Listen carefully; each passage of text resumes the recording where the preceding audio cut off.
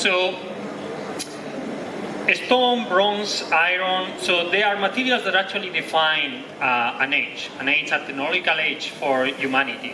If there is a material for our age, that will be plastic, actually. Like, plastic was invented in the 1930s, and since then, basically completely transformed the society. From a society based on like a few items, like long-lasting items, to what the magazine Life described in the 1950s as the throwaway living. That is this kind of idea of like producing in mass and then consuming, like really rapid consumption, right? So plastic brought like a lot of new technologies, and actually like it basically like kicked society to a completely different level. But I think that these days everybody is aware of the consequences of that too. So plastic is the only material that we mass produce that is not fully integrated or is not integrated in nature, right? So that means like all the plastic that we are producing, it basically ends up on nature unless we recover it. And that's the problem. Plastic is not bad per se. Actually, like what is bad for plastic is the economy and the society that are associated to the material itself. And our inability to actually recover that plastic. If you think about it, it's like the cost of waste management in every urban environment actually is duplicating every 15 years. So it's like for countries in development, it's completely unaffordable to have like a proper waste management that actually is able to recover all the materials, right? But even for countries in development, now is the most expensive urban expense actually. Like is the largest urban expense in every city around the world is the management of waste, and it's not getting better. Our waste is becoming like more abundant, and also it's becoming like more complicated. So basically the conclusion is like we need new materials. We need materials that are actually like fully integrated in the ecology of Earth, and also they have like excellent mechanical properties. And the good thing is like we are surrounded by those materials. All natural materials, they are amazing examples of like amazing mechanical, really good mechanical properties. If you think about the strength of the silk, or you need like the toughness of the sisals of nacre, the impact resistance of bones, of the lightweight or low density of the balsa wood, you are talking about materials that they excel like most of the artificial materials that we have these days, right? And they are fully integrated in the ecology of Earth, but what is even more interesting is the fact that how these materials they have been made.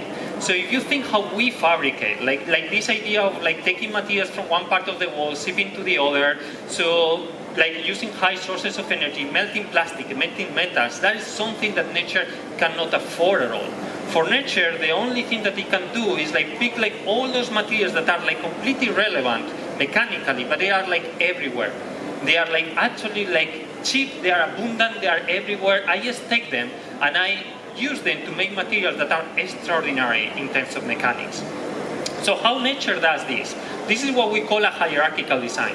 Nature is extremely good making structures with a control from the molecular scale to the macro scale in 6 to 7 levels of organization. Think about humans. We are really good making very large structures. We are really good making like really small objects. We are like cracking nanotechnology like super fast these days. We are really bad doing everything at the same time. We are really bad making like very large structures where we can have complete control at the nanoscale. And that is what nature is really good. It's basically organizing all these irrelevant components in different levels of organization to make extraordinary materials. So in 2012, we came with this hypothesis, theoretical hypothesis. So natural molecules and the way that they arrange, they are two sides of the same coin. So if you really want to use natural materials for technology, it's not enough if you have the molecule. You also need to be able to arrange that molecule in the way that they have evolved to arrange in nature, right? And to demonstrate this idea, we actually make a material that we call Shrilk. Shrilk, it was a copy of the insect, it was a mimic of the insect skin, but what is more important is that this material it was made with the ingredients of the insect skin. The result of that is like if we take like these two ingredients, right, like chitin and fibrin, like a protein and a polysaccharide, and we mix them, we actually get a material that is kind of like what you would expect. It's weaker than the strongest component that you are using, but it's actually like stronger than the weakest one, right? But if instead of just blending them, you actually organize in the same structure that they have in the inside the skin, you get a material that is twice stronger than the strongest component that you are using. You have a material that is transparent, is completely integrated in the in nature, because we never modify the natural molecule, right? And it says, I mean, like the strength of this material is in the range of the 120 megapascals. We are in the range of aluminum alloys. We have half of the density of aluminum alloys. That is basically, that was the demonstration that we can do it. Like we can take like any natural molecule, and if we know how to arrange it, we can use it for technological applications. And we went much further than that. We just didn't demonstrate in a theoretical environment. We actually started fabricating stuff. We did like common plasticware. We did test like different geometries, right? And we become like the sensation. Imagine the message that we are giving here. So what we were saying is like potentially every natural molecule, everything around you can be used in technology. It's completely taking all the waste now has a technological value, right? And then we started talking with companies. A lot of companies approached to actually learn about this idea. And then we faced a crossroad. Because basically what we were discussing with these companies was basically, we were discussing in a different language.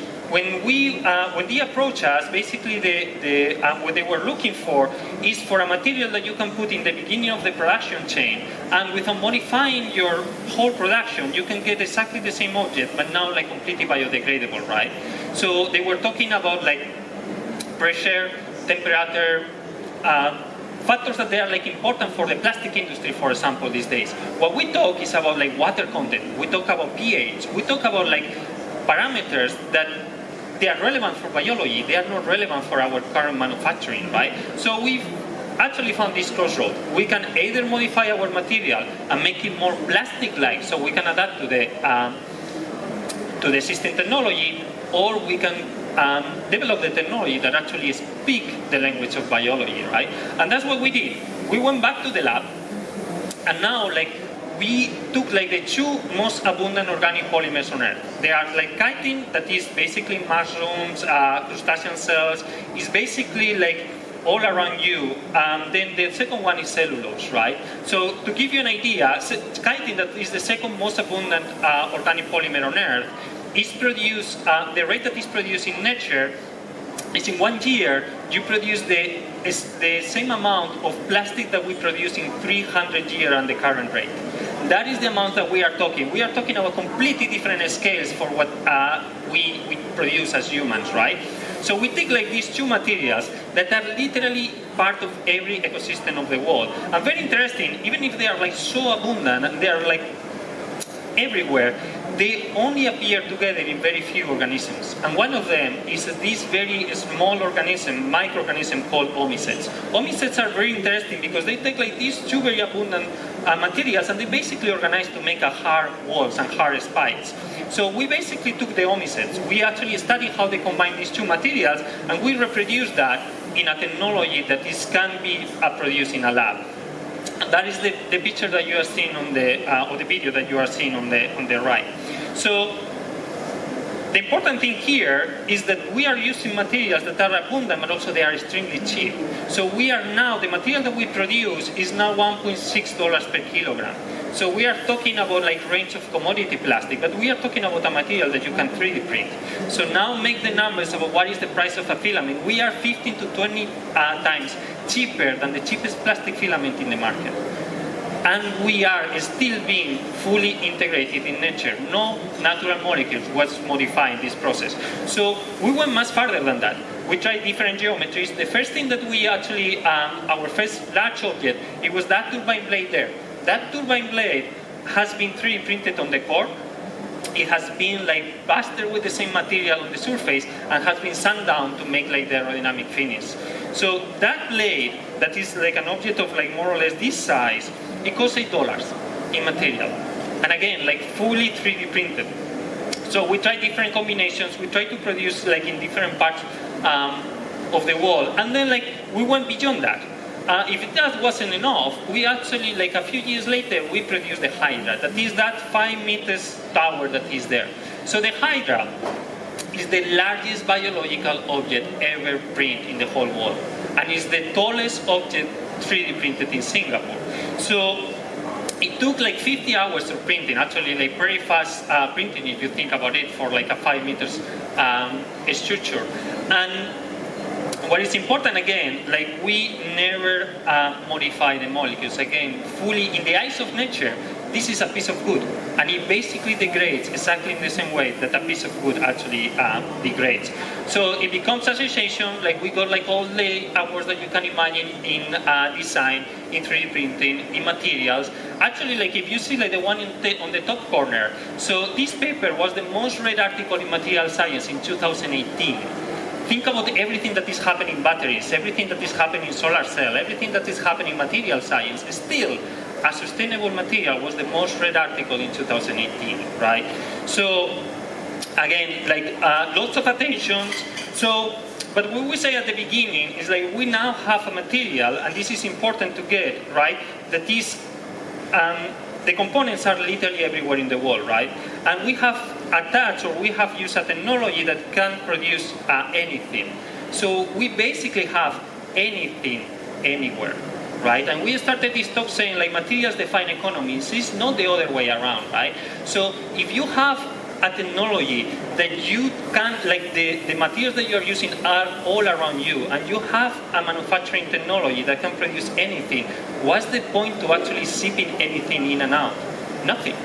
So it doesn't make sense, like conceive manufacturing as we are doing now. Actually, in a system like this, it makes much more sense to basically take the materials and produce for a specific and limited region, where everything is actually like consumed and degrade in this closed environment. So we are not talking about circular economy anymore. We are talking about regional circular economy. Everything is produced and everything is consumed in a closed region.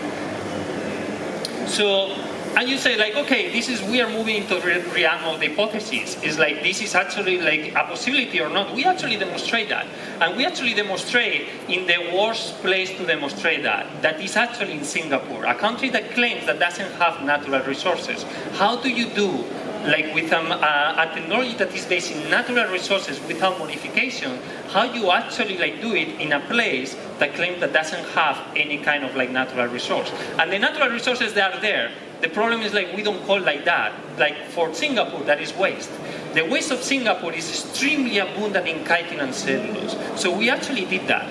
We took like the cellulose, we took the chitin from the Singapore waste, and we fabricate a small version of the Hydra. So that is that object there. So if you see, like in that picture, something very interesting there is that you have like a structure that is 5 meters, and you have on the base, you have the replica that has a definition of like 0.5 millimeter, 500 microns.